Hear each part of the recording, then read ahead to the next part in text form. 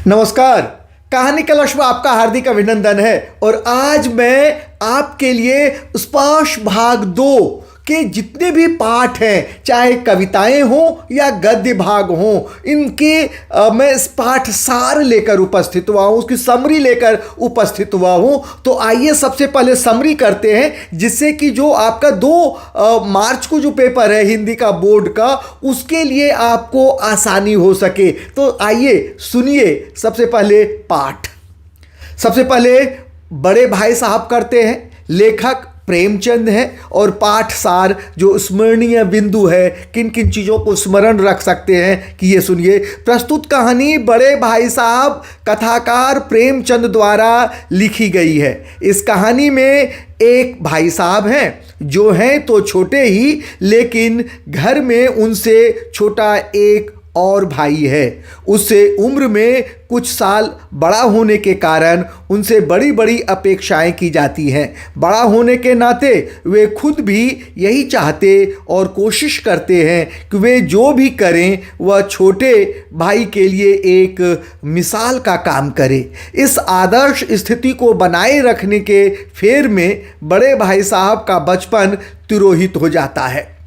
अभी तुम छोटे हो, इसलिए इस काम में हाथ मत डालो। यह सुनते ही कई बार बच्चों के मन में आता है, काश हम भी बड़े होते तो कोई हमें यूं न टोकता। लेकिन इस भुलावे में न रहिएगा, क्योंकि बड़े होने से कुछ भी करने का अधिकार नहीं मिल जाता।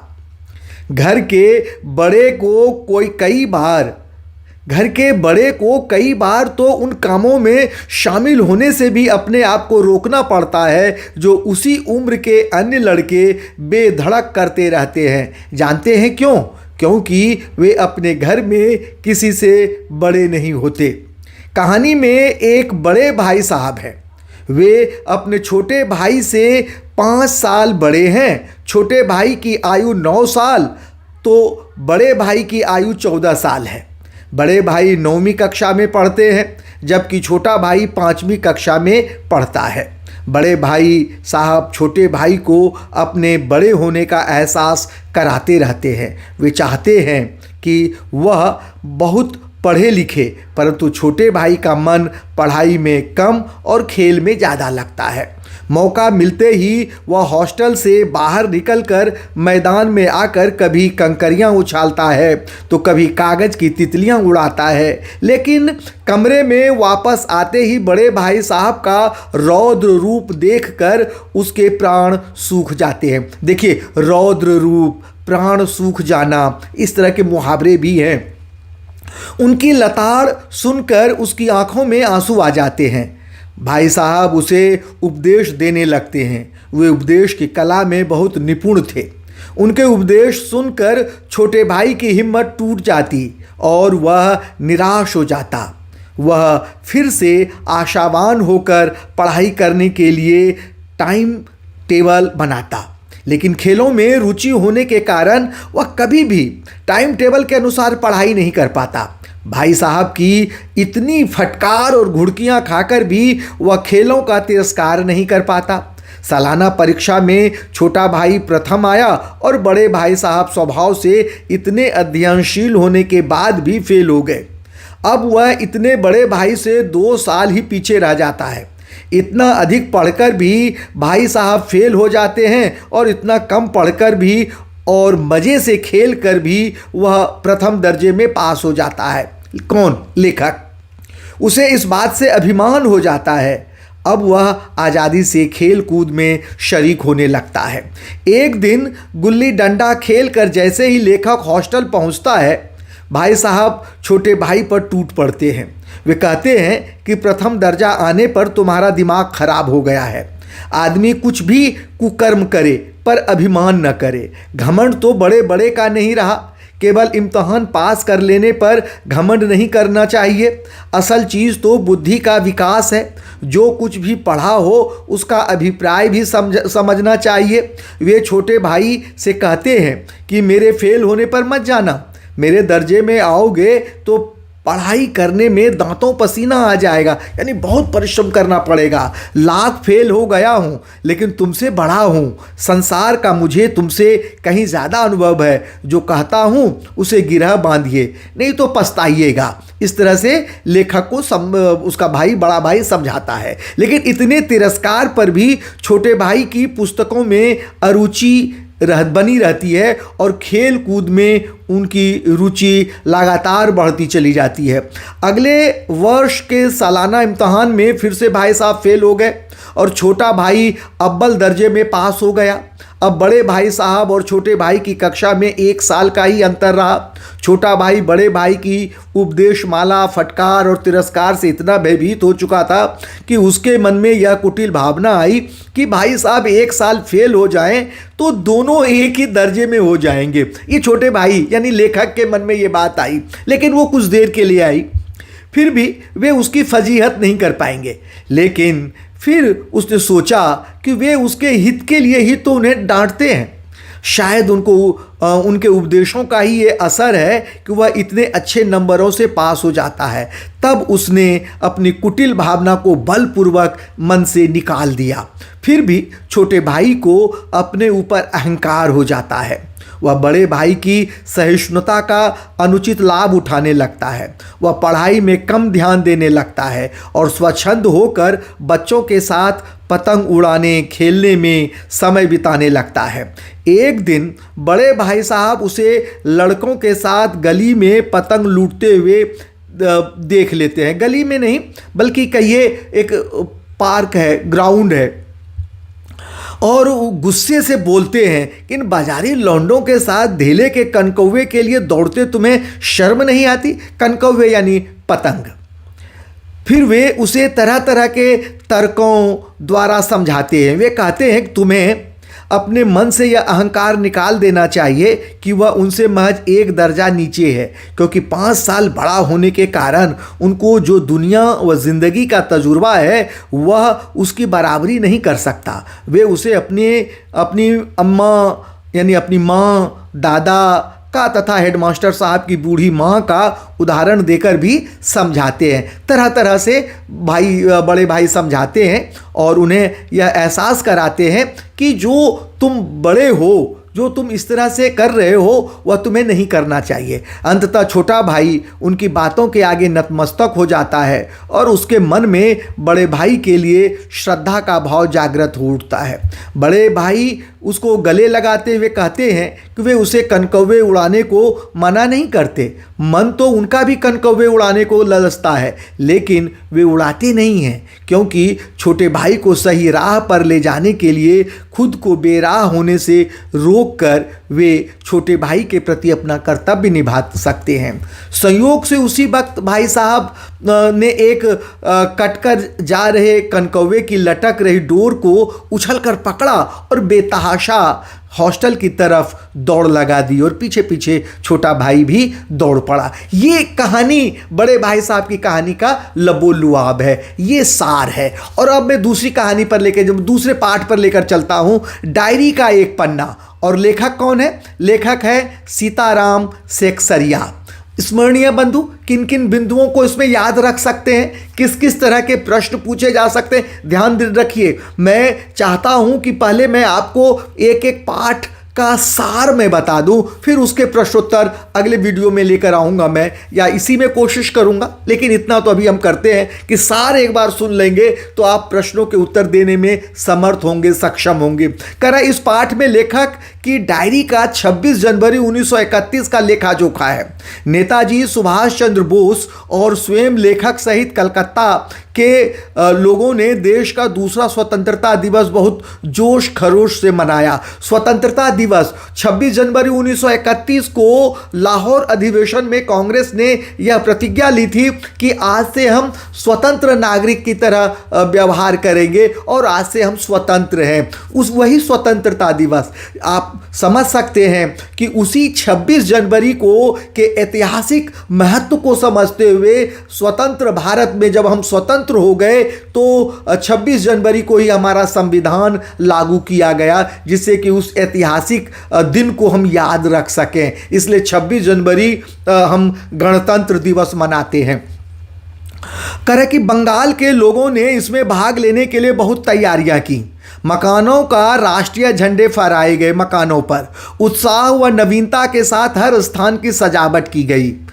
काउंसिल की तरफ से नोटिस निकाला गया, मोनूमेंट के नीचे ध्वजारोहण होगा, वह सभा होगी। जबकि ब्रिटिश सरकार के नोटिस के अनुसार यह सभा करना अपराध माना गया। ध्यान दीजिए, इसमें दोनों ओर से खुला वो निकला, काउंसिल की ओर से निकाला गया कि 4:24 पर मोनूमेंट के नीचे प्रतिज्ञा पढ़ी जाएगी, स्वतंत्रता की प्रतिज्ञा पढ़ी जाएगी और आज़ादी के ध्वजा फहराया जाएगा। जबकि ब्रिटिश सरकार के द्वारा यह नोटिस निकाला गया कि इसमें जो भी भाग लेगा वह गैर कानूनी होगा, उसे गिरफ्तार भी किया जा सकता है। तो ये जो खुला चैलेंज था, यहां से भी प्रश्न बनता है कि किस प्रकार खुला चैलेंज था। ब्रिटिश सरकार के नोटिस के अनुसार यह सभा करना अपराध माना गया। बंगाल के लोगों ने इसे खुला चैलेंज मानते हुए कानून भंग कर सभा की। पुलिस की बर्बरता और जुल्मों के बाद भी हजारों लोगों ने आज़ादी के महासंग्राम में हिस्सा लिया। इनमें बहुत बड़ी संख्या में औरतें भी शामिल थीं। पुलिस की लाठियां खाकर, खून बहाकर भी जुलूस निकाला गया व स्वतंत्रता दिवस मनाया गया। अंग्रेज़ों से देश को मुक्ति दिलाने के लिए महात्मा गांधी ने सत्याग्रह आंदोलन छेड़ा था। इस आंदोलन में जनता ने आज़ादी की अलख जगाई थी। देश भर से ऐसे लाखों लोग सामने आए जो इस महासंग्राम में अपना सर्वस्व न्यौछावर करने को तत्पर थे। 26 जनवरी 1930 को गुलाम भारत में प्रथम बार स्वतंत्रता दिवस मनाया गया था। यह सिलसिला आगे भी जारी रहा। आज़ादी के 2.5 साल बाद 1950 में यही दिन हमारे अपने गणतंत्र के लागू होने का दिन भी बना। लेखक कहता है कि भारत में सबसे पहले 26 जनवरी 1930 को सारे हिंदुस्तान में स्वतंत्रता दिवस मनाया गया था, परंतु उस वर्ष कोलकाता इसमें शामिल नहीं था। अगले वर्ष 26 जनवरी 1931 में उसकी वर्षगांठ मनाई गई थी। इस वर्ष कलकत्ता में स्वतंत्रता दिवस मनाने के लिए काफ़ी तैयारियां पहले से की गई थी। खूब प्रचार किया गया, जिसमें 2000 रुपये खर्च किए गए। घर घर जाकर लोगों को समझाया गया। मकानों पर राष्ट्रीय झंडा फहराया गया। आम लोगों में उत्साह व नवीनता थी। पुलिस भी पूरी ताकत के साथ गश्त दे रही थी। मोनूमेंट के नीचे जहां शाम को सभा होने वाली थी, उस जगह को पुलिस ने सुबह 6 बजे से ही घेर लिया था।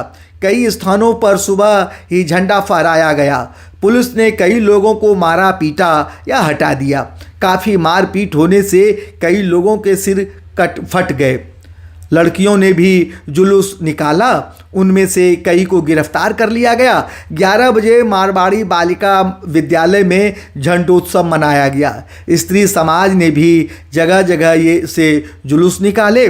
3 बजे से ही मैदान में हजारों आदमियों की भीड़ एकजुट होने लगी। यानी अंग्रेज़ों के बनाए कानून भंग पर काम शुरू होने के बाद से आज तक इतनी बड़ी सभा नहीं हुई थी। यह सभा करना तो ओपन लड़ाई थी, क्योंकि पुलिस कमिश्नर के नोटिस के अनुसार कोई सभा नहीं कर सकती थी और सभा में भाग लेने वाले को दोषी माना जाएगा। जबकि काउंसिल की तरफ से निकले नोटिस के अनुसार मोनूमेंट के नीचे झंडारोहण करना, स्वतंत्रता की प्रतिज्ञा पढ़ी जाएगी, सर्वसाधारण के लिए की उपस्थिति उसमें अनिवार्य होनी चाहिए। खुले चैलेंज की यह पहली सभा थी। सुभाष बाबू जब जुलूस लेकर आए तो पुलिस उन्हें भीड़ की अधिकता के कारण रोक नहीं सकी, तो उसने लाठीचार्ज शुरू कर दिया। सुभाष बाबू को व अन्य लोगों को लाठियां पड़ी, जिससे वे सब घायल हो गए। सुभाष बाबू बहुत जोरों से वंदे मातरम बोल रहे थे। पुलिस द्वारा किए गए भयानक लाठीचार्ज से क्षितिज चटर्जी का सिर फट गया। बहुत बड़ी संख्या में स्त्रियों ने मोनूमेंट की सीढ़ियों पर चढ़ कर झंडा फहरा दिया। सुभाष बाबू को लॉकअप में भेज दिया गया। भीड़ ज़्यादा होने से बहुत आदमी घायल हुए। धर्मतल्ले के मोड़ पर आकर जुलूस टूट गया। स्त्रियों को भी पकड़कर लाल बाजार भेज दिया गया। पुलिस द्वारा लाठीचार्ज किया गया और कई आदमियों को पकड़ा गया। लगभग 105 स्त्रियों को पकड़ा गया, जिन्हें देर रात को छोड़ दिया गया। कलकत्ता में पहले कभी इतनी स्त्रियां एक साथ गिरफ्तार नहीं हुई थीं। बहुत से आदमियों को चोट लगने से उनकी हालत खराब हो गई थी। डॉक्टर दासगुप्ता उनकी देख रेख कर रहे थे, वह उनकी फ़ोटो उतरवा रहे थे। कलकत्ता में उस दिन जो हुआ वह अपूर्व था। बंगाल और कलकत्ता के नाम पर लगा कलंक भी बहुत हद तक धुल गया था। यह पाठ है और ये अभी हमने किया 2 पाठ हमने किया है। एक तो हमने डायरी का एक पन्ना और बड़े भाई साहब हमने ये 2 पाठ। इसके बाद अब हम करते हैं ततारा वामीरो। ततारा वामीरो लीलाधर मंडलोई की है और प्रस्तुत पाठ ततारा वामीरो अंडमान निकोबार द्वीप समूह के छोटे से द्वीप पर केंद्रित है। उक्त द्वीप में विद्वेष गहरी जड़ें जमा चुका था। उस विद्वेष की जड़ मूल से उखाड़ने के लिए एक युगल को आत्म बलिदान तक देना पड़ा। उसी युगल के बलिदान की कथा यहाँ बयान की गई है। प्रेम सबको जोड़ता है और घृणा दूरी बढ़ाती है। इससे भला कौन इनकार कर सकता है। इसलिए जो समाज के लिए अपने को बलिदान करता है, समाज उसे व्यर्थ नहीं जाने देता। यही वजह है कि तत्कालीन समाज के सामने एक मिसाल कायम करने वाले इस युगल को आज भी उस द्वीप के निवासी गर्व और श्रद्धा के साथ, प्रेम और श्रद्धा के साथ स्मरण करते हैं। सदियों पूर्व जब लिटिल अंडमान और कार निकोबार आपस में जुड़े हुए थे, तब वहाँ एक गांव था।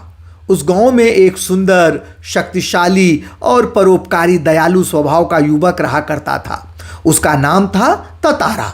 उसे सभी लोग बहुत प्रेम करते थे। वह गांव में सभी की सहायता करने के लिए हमेशा तैयार रहता था। एक शाम वह दिन भर की थकान के बाद समुद्र के किनारे टहल रहा था। उसके कानों में एक मधुर गीत का स्वर सुनाई दिया।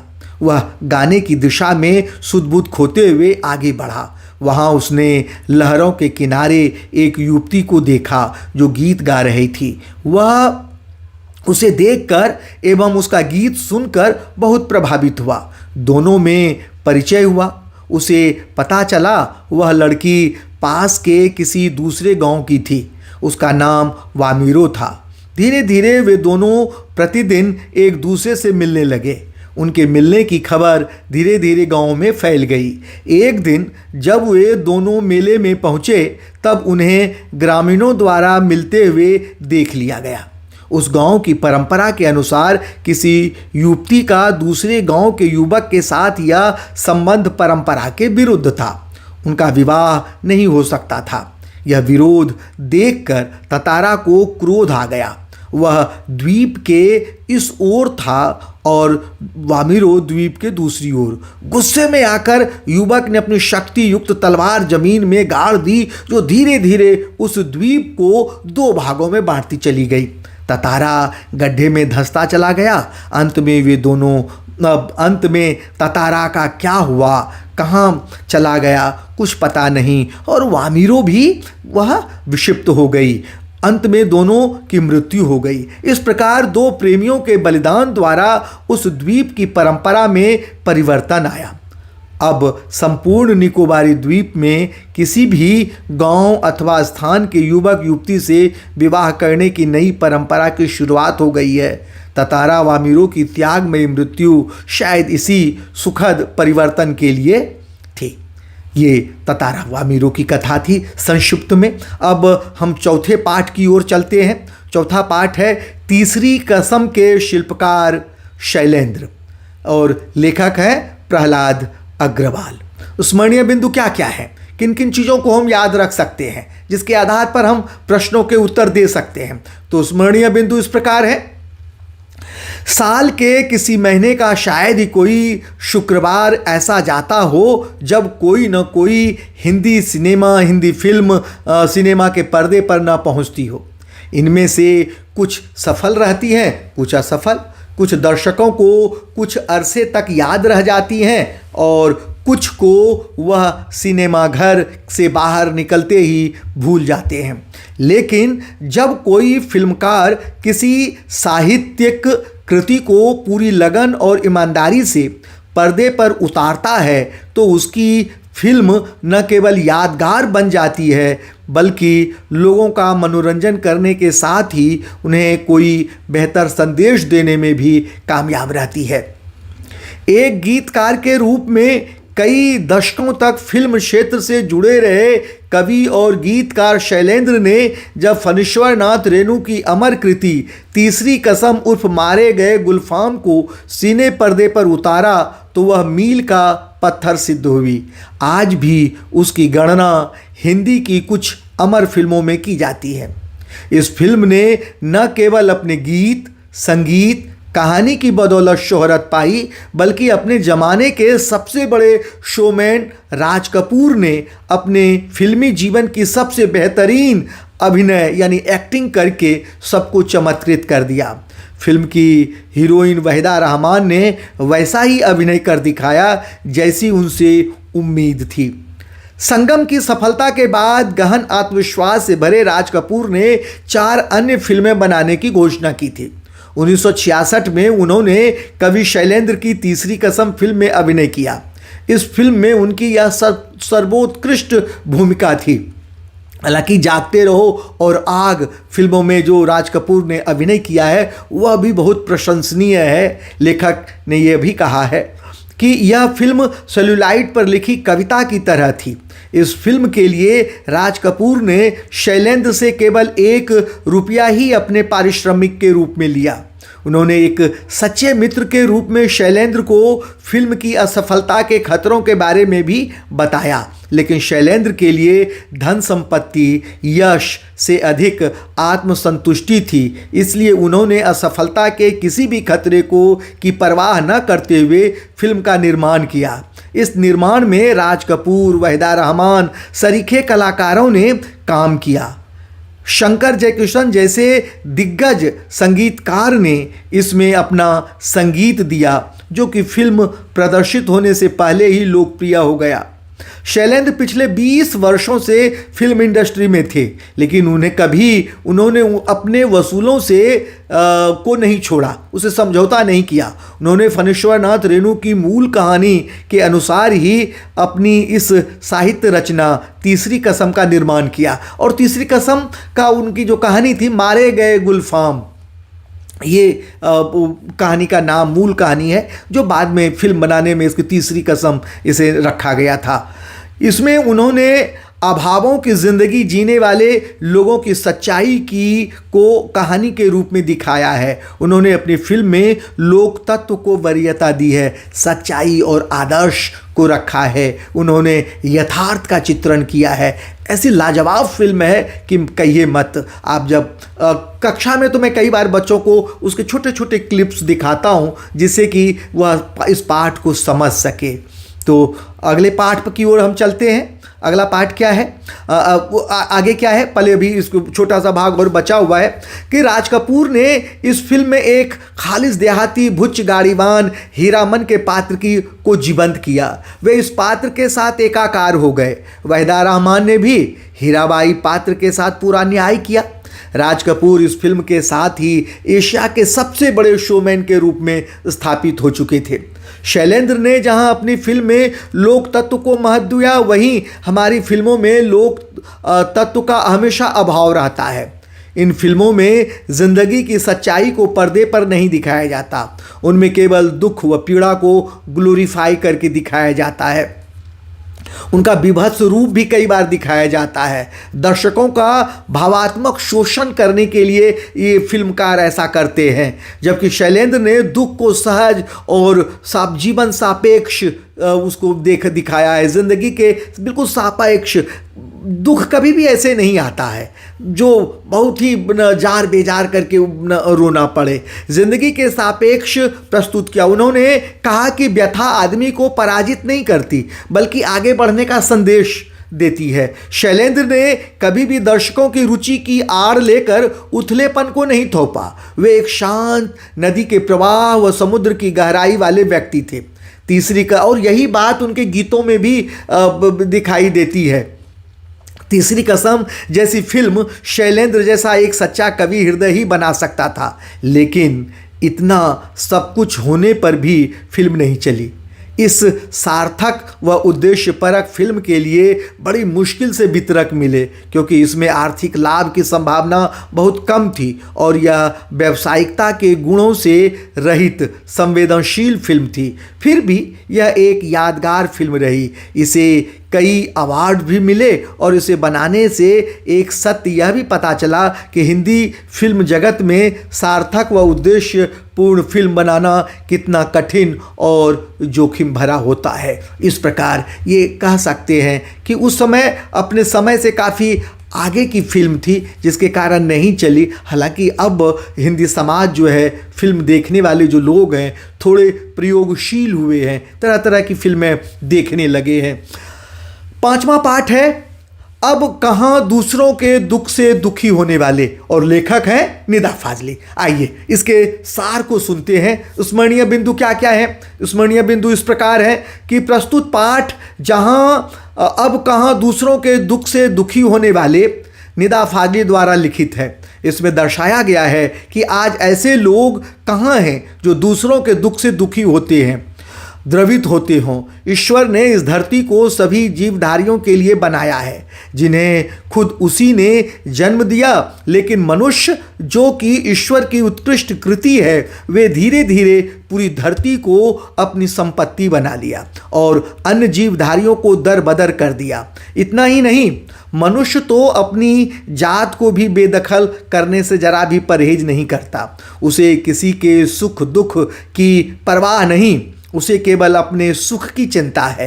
हमें अच्छे और दयालु लोगों की जो प्रकृति के साथ सामंजस्य बिठाकर जीना जानते हों और दूसरों के दुख दूर करने की प्रेरणा देते हों, ऐसे लोगों की खोज करनी चाहिए तथा अत्याचारी अथवा स्वार्थी लोगों को हतोत्साहित करना चाहिए। लेखक ने पाठ में ऐसे उदाहरण दिए हैं जो सभी जीव जंतुओं अथवा प्राणधारियों की रक्षा करना, उनकी पीड़ा व दुख को समझना अपना कर्तव्य मानते हैं। लेखक ने सबसे पहले बाइबिल के सोलोमन, जिन्हें कुरान में सुलेमान कहा गया है, का उदाहरण दिया। वे सभी जीव जंतुओं की भाषा समझते थे। एक बार वे सेना के साथ रास्ते से जा रहे थे कि उन्होंने चींटियों की बात सुनी। चींटियां घोड़ों की टापों की आवाज़ से वे फौज से डरकर एक दूसरे को बिल में जाने से के लिए कह रही थी। तब उन्होंने चींटियों से कहा कि घबराओ नहीं, खुदा ने सुलेमान को सबकी रक्षा के लिए बनाया है। वे मुसीबत नहीं, मोहब्बत है। वे एक नेक दिल इंसान हैं। दूसरा उदाहरण उन्होंने सिंधी भाषा के महाकवि शेख अयाज के पिता का दिया। जब वे खाना खाने बैठे तो उनकी नज़र उनके बाजू पर रेंग रहे चोटे पर पड़ी, तो वे अपना खाना छोड़कर उस बेघर चोटे को कुएं पर उसके घर छोड़ने के लिए चल दिए। बाइबिल और दूसरे पावन ग्रंथों में नूह नाम के पैगंबर का जिक्र मिलता है।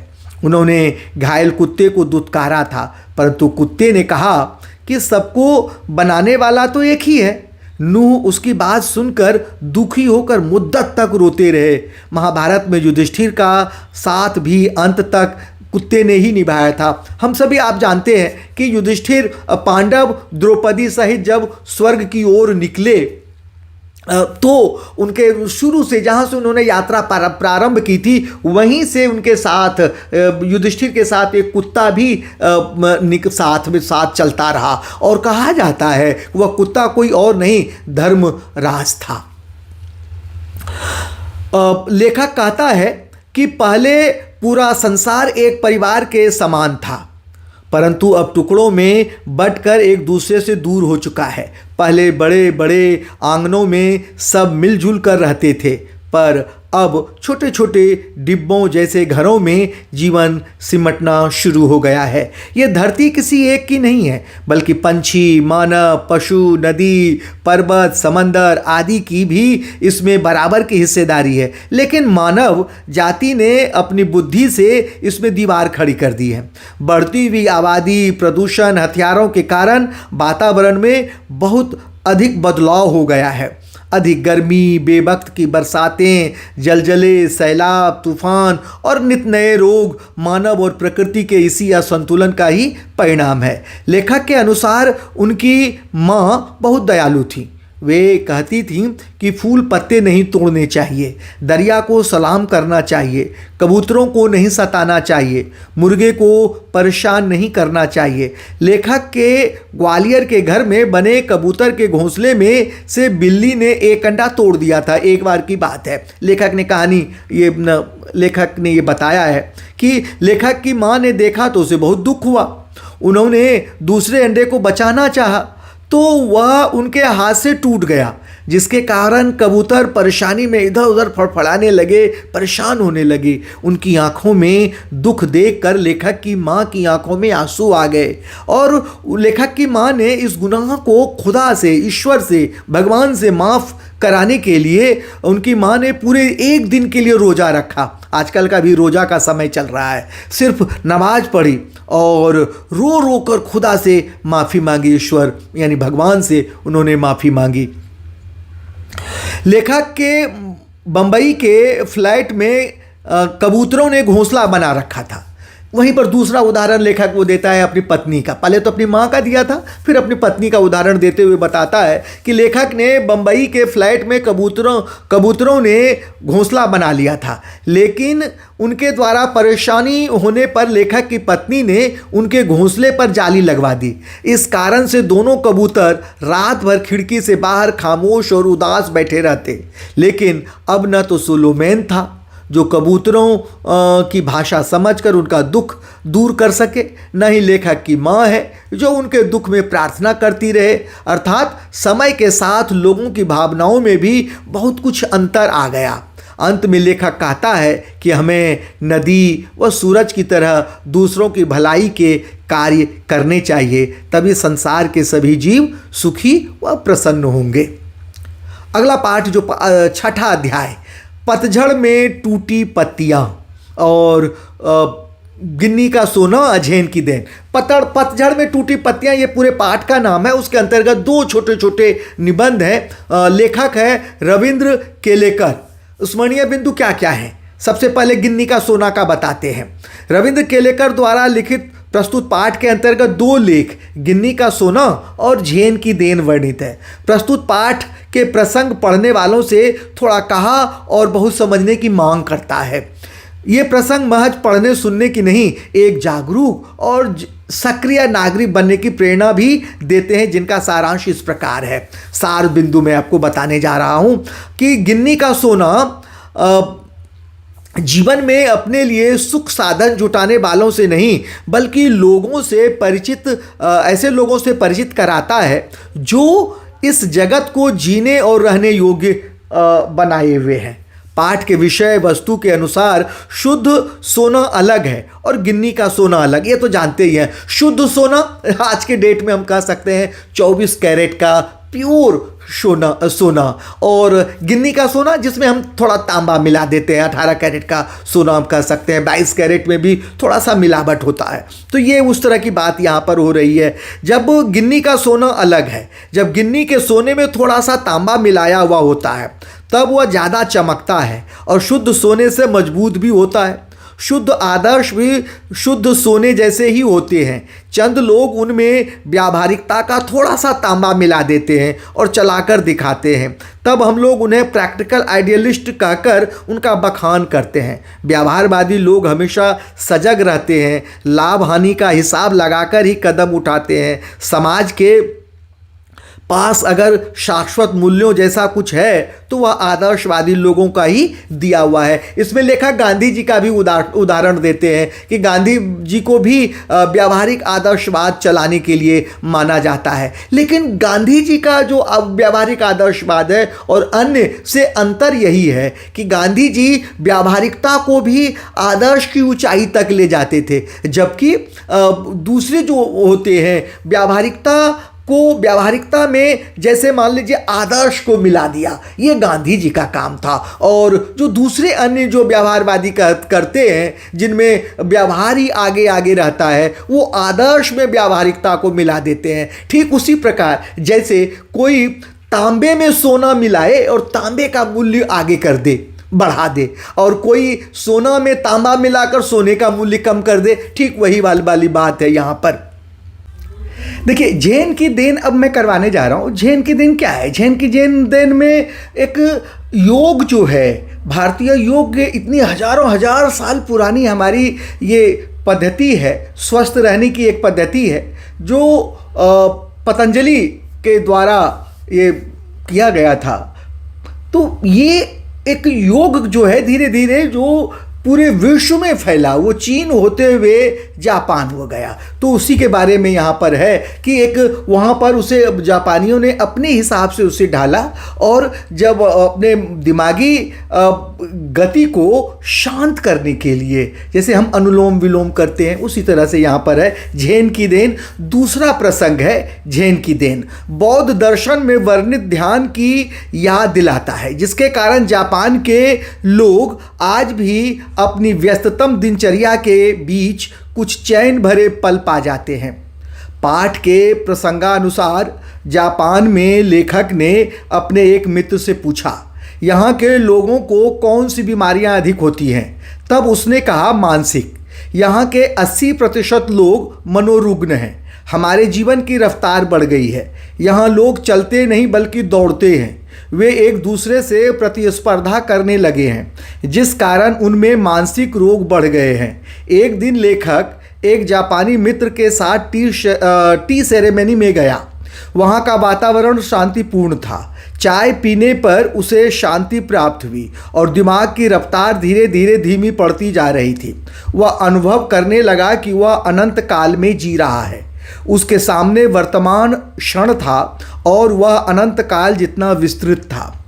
जैन परंपरा की यही देन जापानियों को मिली है। अब देखिए, हम आम तौर पर क्या करते हैं, वर्तमान में कम जीते हैं, वर्तमान के बारे में कम, हम या तो अतीत में जीते हैं, अतीत के बारे में सोचते हैं, या हम भविष्य के बारे में सोचते हैं। लेकिन ये जो झेन की परंपरा चानोयू जो है, इसमें चाय पीने के लिए एक साथ उस झोपड़ी में 3 लोगों को ही इजाज़त होती है, और बड़े ही शांत और गरिमापूर्ण तरीके से चाजीन चाय बनाता है वहाँ पर, और थोड़ी सी चाय देता है। उस थोड़ी सी चाय को आप लगभग जीभ को वहाँ पे कप में ले जाके छू कर चाय को आइए और फिर उसको महसूस कीजिए। ये है जैन की देन। और इससे क्या होता है, शांति। जो आप अपने जीवन की रफ्तार, जो तेज़ गति से हमारा जीवन जो बढ़ता जा रहा है, उसमें थोड़ी सी शांति मिलती है, जिससे इसमें आपने देखा ही कि लोग, वहाँ के लोग मनोरुग्ण होते हैं ज़्यादा। तो उस मनोरुग्ण की अवस्था यही है, तेज़ रफ्तार के कारण है, फास्ट लाइफ के कारण ऐसा होता है। अपने यहाँ भी शहरों में आप देखेंगे तो वो उसे रोकने के लिए एक इलाज के रूप में, जैसे हम अपने यहाँ पर हम अनुलोम विलोम करते हैं, ठीक उसी तरह से जैन की देन है। तो अगला पाठ करते हैं, कारतूस। कारतूस में अध्याय 7 है। ये हबीब तनवीर का एक प्ले है। ये 5 मिनट का एक तरह से कह सकते एकांकी है, और इस एकांकी में हबीब तनवीर द्वारा लिखित पाठ कारतूस एकांकी है। प्रस्तुत एकांकी में एक ऐसे ही जाबाज के कारनामों का वर्णन है जिसका एकमात्र लक्ष्य था अंग्रेजों को इस देश से बाहर करना। कंपनी के हुक्मरानों की नींद हराम कर देने वाला यह दिलेर इतना साहसी था कि शेर की मांद में पहुंचकर उससे 2-2 हाथ करने की हिम्मत रखता था।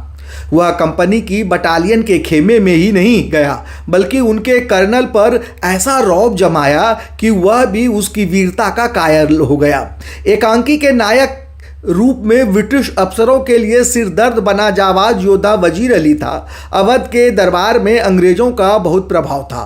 सादत अली आसफउद्दौला का भाई और वजीर अली का दुश्मन था। जब सादत अली को अवध के तख्त पर बिठाया गया, उससे अंग्रेज़ों को काफ़ी आर्थिक लाभ हुआ और उनका प्रभाव भी बढ़ा। वजीर अली अंग्रेज़ों की हुकूमत को समाप्त करना चाहता था। उसने अफ़गानिस्तान के बादशाह शाह जमा को हिंदुस्तान पर आक्रमण करने की दावत दी, यानी निमंत्रण। वजीर अली एक दिलेर बहादुर स्वतंत्रता प्रेमी व्यक्ति था, जिसे अंग्रेज सरकार और अवध का तत्कालीन नवाब अपना सबसे बड़ा शत्रु मानते थे। वे किसी भी स्थिति में उसे गिरफ्तार करना चाहते थे। एक दिन ब्रिटिश लेफ्टिनेंट ने जहां अपना शिविर लगा रखा था, वहां वजीर अली एक घुड़सवार के रूप में आता है और कर्नल से वजीर अली की गिरफ्तारी में मदद करने के लिए कारतूस मांगता है। कारतूस प्राप्त हो जाने पर वह अपना परिचय वजीर अली के रूप में देता है और कर्नल को जीवनदान देकर वहां से चला जाता है। कर्नल यह दृश्य विस्मयपूर्वक देखता रह जाता है और अंत में कर्नल उसे एक जाबाज सिपाही के संबोधन से पुकारता है। वजीर अली के अनेक ऐसे कारनामे हैं जो साहसिक कारनामे हैं। वह बनारस जाता है, वहाँ वकील से, अंग्रेज वकील से पूछता है कि मुझे लेफ्टिनेंट क्यों कर्नल वहाँ पे बुलाया जा रहा है, कलकत्ता क्यों बुलाया जा रहा है। उसने वकील ने सही जवाब नहीं दिया तो उसका कत्ल करके वो भाग जाता है और वर्षों तक घूमता रहता है अपने चंद जाबाज साथियों के साथ, और लेकिन उसे अंग्रेजी सरकार उसे पकड़ नहीं पाती है। तो अगला देखिए, आइए अब मैं आपको कवि साखी से शुरू करते हैं, कविता वाले भाग से। तो कबीर ग्रंथावली से संकलित साखी कबीर दास द्वारा रचित है। साखी शब्द साक्षी शब्द का ही तद्भव रूप है। साखी शब्द साक्ष्य से बना है, जिसका अर्थ होता है प्रत्यक्ष ज्ञान। यह ज्ञान गुरु शिष्य को प्रदान करता है। संत संप्रदाय में अनुभव ज्ञान ही का महत्व होता है, शास्त्रीय ज्ञान का महत्व नहीं होता है। इन साखी में संत कबीर दास जी ने वाणी के महत्व को दिया है। ऐसी वाणी बोलिए मन का आपा खोई, अपना तन शीतल करे औरों को सुख होय। क्या हुआ? इसका अर्थ ये हुआ कि भाई हमें ऐसी वाणी बोलनी चाहिए जिससे कि सबको सुख शांति मिले, सबको यह संदेश, मीठी वाणी के महत्व को इसमें दर्शाया गया है। इसी तरह से दूसरा जो दोहा है, दूसरे दोहा में कहा है कस्तूरी कुंडली बसे मृग ढूंढे बनमाई, ऐसे घटी घटी राम है दुनिया देखे नाई। अब यहाँ पर क्या है? यहाँ पर कबीर दास जी ने अपने अंदर झांकने के लिए कहा है कि भाई आत्मज्ञान, आपके अंदर ही ईश्वर का निवास होता है। जिस प्रकार हिरन के अंदर कस्तूरी निवास करता है और वह उसकी खुशबू के लिए वह जंगल में वन भटकता रहता है, जंगल में जगह जगह जाता रहता है, उसी तरह मनुष्य के अंदर ईश्वर का वास है और वह मंदिर मस्जिद गुरुद्वारे और चर्च में यूं ही भटकता रहता है ईश्वर की खोज में। दूसरा, ईश्वर तो कण कण में निवास करता है, इसका संदेश कवि देता है। उसके बाद है जब मैं था तब हरि नहीं, अब हरि है मैं नहीं, सब अंधियारा मिट गया जब दीपक देखा माही। यहाँ पर भी ईश्वर के सर्वव्यापकता का ज्ञान का महत्व को बताया है कि जब हरि था तब नहीं, जब मैं था तब हरि नहीं। जब अहंकार मनुष्य के अंदर था तो हरि नहीं थे, ईश्वर नहीं थे। यानी अहंकार और ईश्वर एक साथ नहीं रह सकते।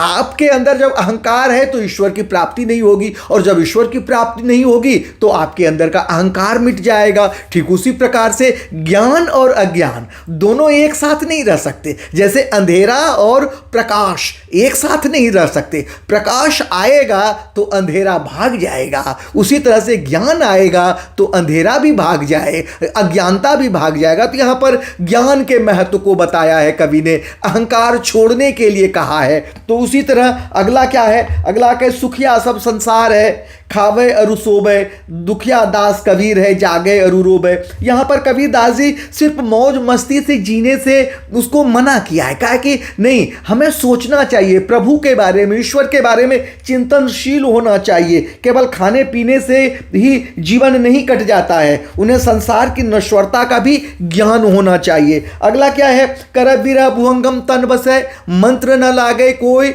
राम वियोगी ना जीवै जीवै तो बहुरा होय। यहाँ पे कवि क्या कहते हैं? कवि कहते हैं कि विरह रूपी सांप शरीर में बसा हुआ है। राम से वियोग होकर, राम से जुदा होकर भला कोई जी सकता है क्या? उसी की बात यहाँ पर की गई है। तो राम उनके विरह में तड़पने वाला मनुष्य दुखी है, जबकि संसारी लोग सुखी हैं। विरह रूपी सांप डसने से विरही जो है आत्मा तड़पती रहती है। यानी विरह रूपी सांप अगर अंदर है, बसा हुआ है, तो कोई भी मंत्र काम नहीं करेगा। उसी तरह से ईश्वर से अगर आप जुदा हैं, उनके बारे में नहीं सोचते हैं, तो फिर कैसे जी सकते हैं? और अगर कोई जीता है तो वह पागलों की भांति ही जीवन व्यतीत करता है। परमात्मा से मिलने की एकमात्र चाहत है ईश्वर की, कवि का। इसलिए कह रहा है, अगला कह रहा है कि निंदक नेड़ा राखिए आंगन कुटी बंधाए, बिन साबन पानी बिना निर्मल करे शोभाए। यहाँ पर क्या कह रहा है? कह रहा है कि आपके जो निंदक है, आपकी जो बुराइयां करता है, आपका जो आलोचक है, उसको अपने पास रखिए। क्यों?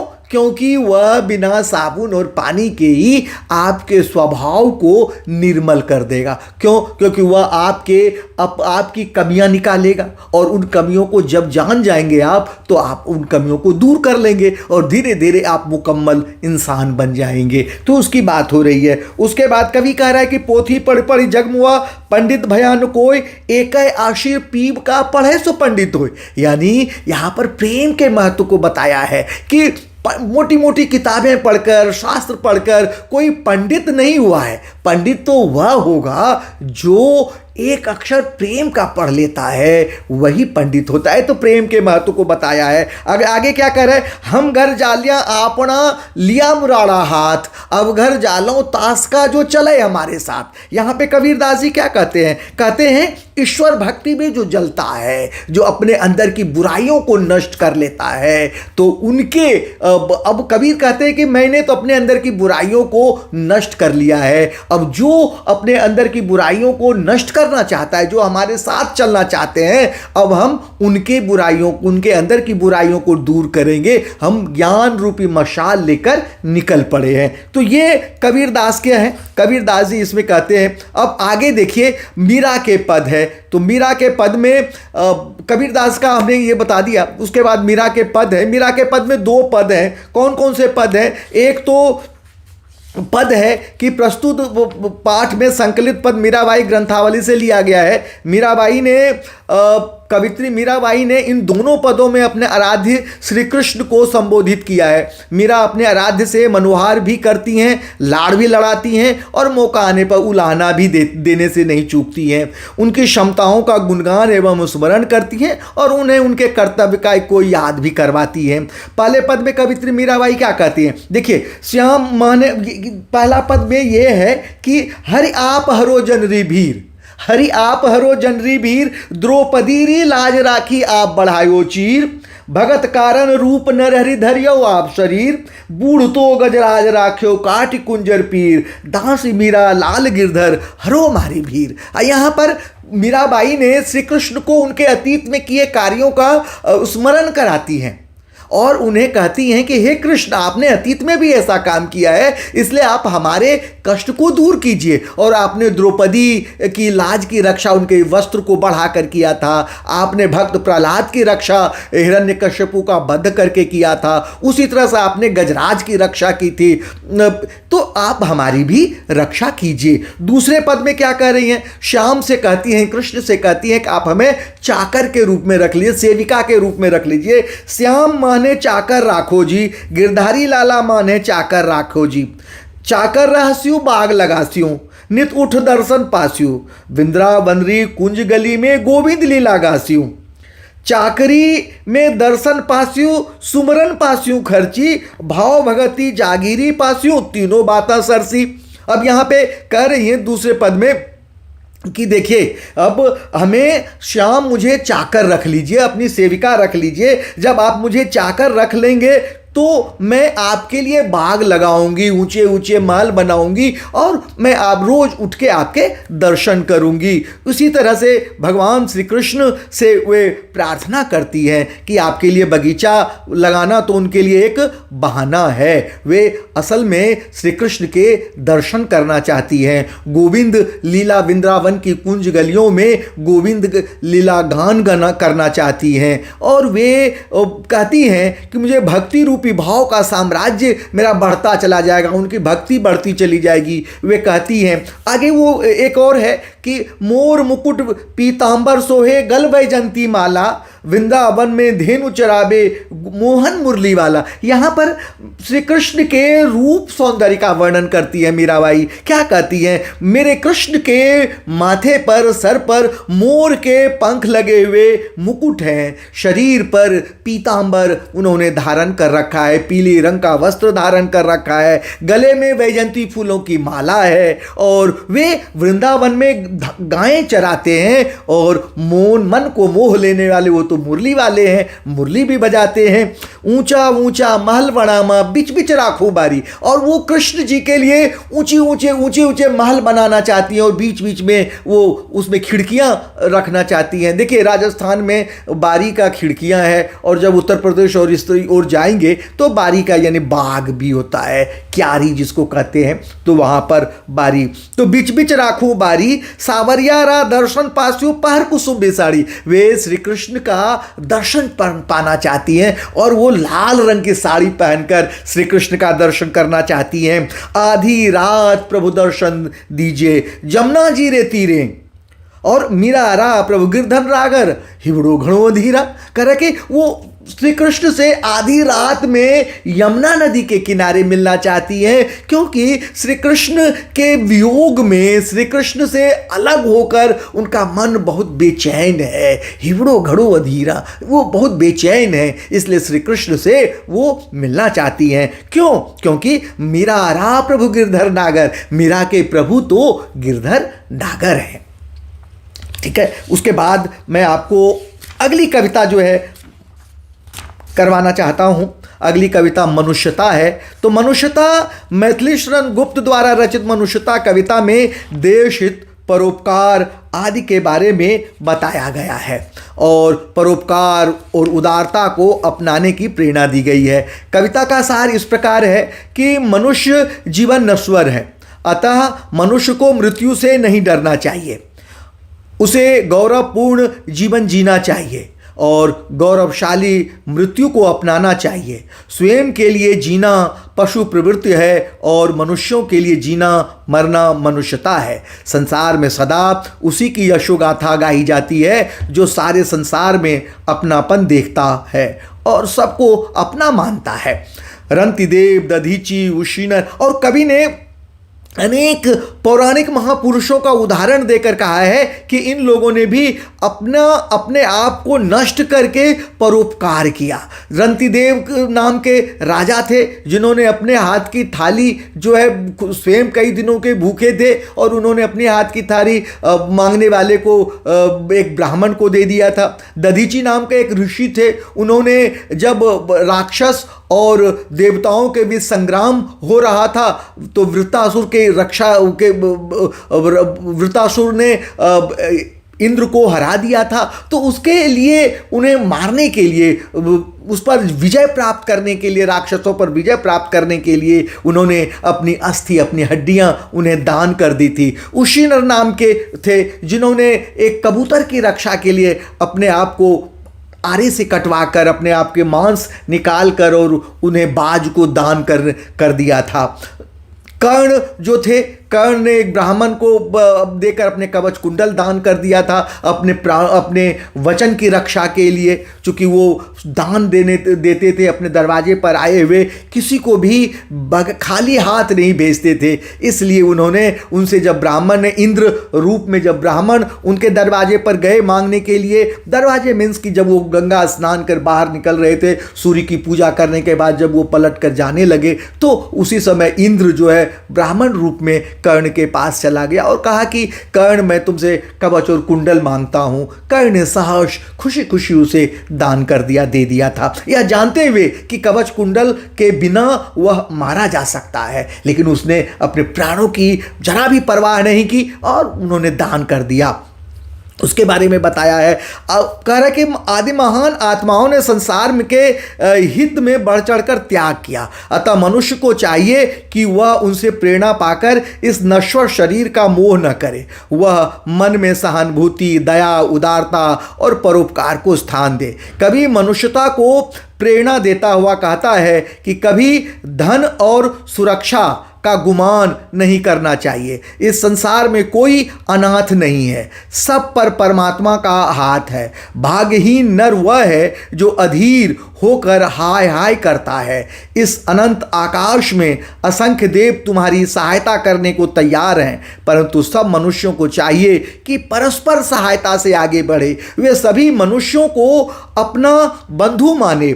एक परमात्मा ही सबका पिता है, चाहे लोगों के कर्म विविध हों, अनेक हों और उसके कर्म के अनुसार बाह्य भेद दिखाई देता है, किंतु अंतरात्मा से सभी एक हैं। इसलिए हर मनुष्य को दूसरे की व्यथा हरने का प्रयत्न करना चाहिए। मनुष्य को चाहिए कि वह आपस में मेल जोल बढ़ाते हुए राह के रोड़ों को, राह के बाधाओं को हटाए और सब एक साथ होकर आगे बढ़े, एकता के सूत्र में बढ़ते हुए। तो ये मनुष्यता कविता का सारांश है। आगे मैं पर्वत प्रदेश में पावस, ये सुमित्रा नंदन पंत की कविता है, इसका मैं करता हूँ। इसमें कवि ने पर्वतीय प्रदेश के सौंदर्य का वर्णन किया है। क्या किया है? पर्वत प्रदेश में पावस नामक कविता वारिद से संकलित, ये उनका पंत जी की काव्य संग्रह का नाम है, से ली गई है कविता। सुमित्रा नंदन पंत जी का पर्वतीय प्रदेश से गहरा संबंध था। भला कौन होगा जिसका मन पहाड़ों पर जाने को न मचलता हो। जिन्हें सुदूर हिमालय तक जाने का अवसर नहीं मिलता, वे भी अपने आसपास के पर्वत प्रदेश में जाने को लालायित रहते हैं। जाकर अवसर जो भी कोई मौका मिलता है तो उसे चूकते नहीं, जाते जरूर हैं। प्रस्तुत कविता में ऐसे ही रोमांच और प्रकृति के सौंदर्य को अपनी आंखों से निहारने की अनुभूति होती है। यही नहीं, सुमित्रा नंदन पंत की कविताएं पढ़ते हुए यही अनुभूति होती है कि मानो हमारे आसपास की सभी दीवारें कहीं विलीन हो गई हैं। हम किसी ऐसे रम्य स्थल पर पहुंचे हैं जहां पहाड़ों की अपार श्रृंखला है और आसपास झरने बह रहे हैं और सब कुछ भूलकर हम उसी में लीन रहना चाहते हैं। वर्षा ऋतु है। पर्वतीय प्रदेश में प्रकृति हर क्षण अपना रूप बदलती है, बदलकर प्रकृति वेश धारण कर रही है। मेखला आकार, करधनी के आकार का पर्वत की श्रृंखलाएं हैं और तलहटी में, पहाड़ों की तलहटी में झील है, बड़ा सा तालाब है। जल में गिरने की आवाज़ आती है, पर्वत के विद्यमान होने पर प्रमाण दे रहा है। और जो झरने जो गिरते हैं तो उससे आवाज़ हो रही है। पर्वतों से गिरने वाले झरने झागों से युक्त होकर बह रहे हैं। पर्वतों के हृदय पर ऊंचे ऊंचे वृक्ष नीचे पृथ्वी की ओर झांक रहे हैं। अचानक पहाड़ों पर विशाल आकार के बादल बहुत भयानक स्वर में गरजना शुरू कर देते हैं। गहरे कोहरे के कारण तालाब से धुआं उड़ता दिखाई देता है। मूसलाधार वर्षा होने के कारण सब कुछ अदृश्य हो जाता है, कुछ भी दिखाई नहीं देता है, केवल झरनों का स्वर ही सुनाई देता है। तो कवि को लगता है कि पहाड़ जो है आकाश में उड़ने लगा है।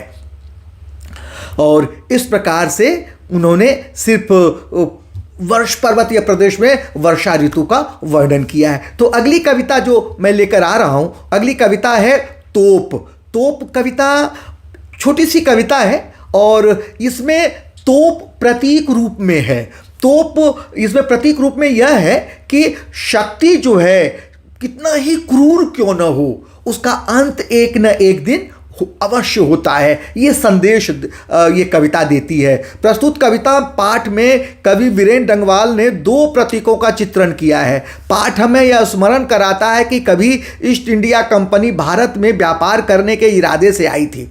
भारत ने उसका स्वागत ही किया था, लेकिन धीरे धीरे वह हमारी शासक बन बैठी। उसने कुछ बाग बनवाए तो कुछ तोपें भी तैयार की। उन तोपों ने इस देश को फिर से आज़ाद कराने का सपना साकार करने निकले जाबाजों को मौत के घाट उतारा। पर एक दिन ऐसा भी आया जब हमारे पूर्वजों ने उस सत्ता को उखाड़ फेंका, तोप को निस्तेज कर दिया।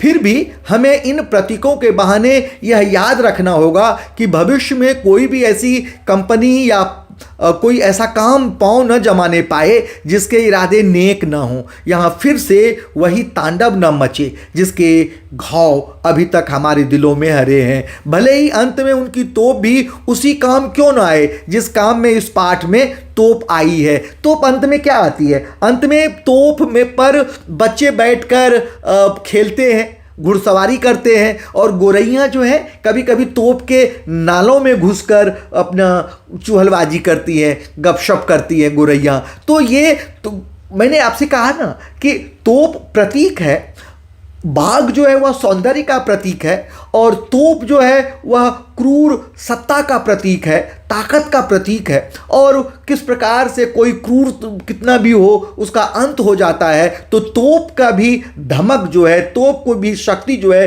धीरे खत्म हो जाती है, एक दिन वह शांत हो जाती है। चाहे तोप बताती है कि अपने समय में हमने अनेक योद्धाओं को के चिथड़े उड़ा दिए, उन्हें मौत के घाट उतार दिए, लेकिन तोप भी अंत में वह भी खत्म हो जाती है, तोप की शक्ति खत्म हो जाती है। तो इस कविता का यह संदेश है कि ताकत कितना भी क्रूर क्यों न हो, उसका अंत एक न एक दिन अवश्य होता है। अगली कविता है कर चले हम फिदा।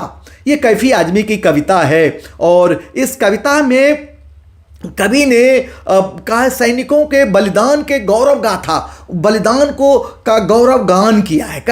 कर चले हम फिदा हकीकत फिल्म की कैफी आजमी द्वारा रचित मशहूर गीत है। ये कर चले हम फिदा 1965 में या 1966 में फिल्म बनी थी हकीकत, उस फिल्म में इस गाने को रखा गया था। यह जो फिल्म बनी थी यह हिंदुस्तान और चीन के युद्ध पर आधारित को विषय वस्तु बनाकर उसकी पृष्ठभूमि पर यह फिल्म बनी थी, और उसमें यह कविता रखी गई थी। बहुत ही लाजवाब कविता है, देशभक्ति से ओतप्रोत कविता है। इसमें सैनिकों के बलिदान की गौरव गाथा है। सैनिक अपने अन्य साथियों से कहता है कि हम तो अपने देश की रक्षा करते हुए उस पर कुर्बान हो गए। कर चले हम फिदा जाने तन साथियों, अब तुम्हारे हवाले वतन साथियों। ये कवि कहता है कि सैनिक अपने अन्य साथियों से कहता है कि हम तो अपने देश की रक्षा करते हुए उस पर कुर्बान हो गए। अब इस देश की रक्षा का दायित्व तो तुम्हारा है।